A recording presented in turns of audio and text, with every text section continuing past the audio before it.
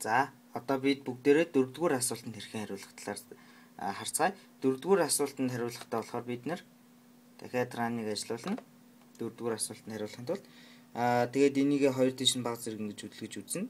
Энэ манай ажиллаж гин үү ажиллахгүй нь. Энэ зарим нэгэн энэ хүрэн маань Internet Explorer дээр гарч ирэхгүй байгаа. Мөн Mozilla Firefox дээр үеийн загварууд нь гарч ирэхгүй байгаа учраас та нар энэ MIT-X руу орохдоо Google Chrome ашиглахыг би зөвлөж байна. Тэгэхээр 4-р асуултанд хэрхэн хариулах талаар анхаарлаа хандуулъя. Тэгэхээр бидний нөгөө we output low гэдэг нь болохоор энэ харагдаж байгаа цэнхэр шугам тодруулах үднээс үзгээрэй заа. Энэ харагдаж байгаа цайвар цэнхэр урт шугам.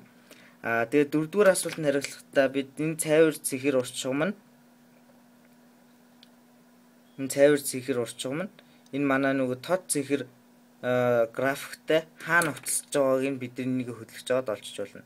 Тэгэхээр миний тохиолдолд 520 пикосекунд идэр гэж байна.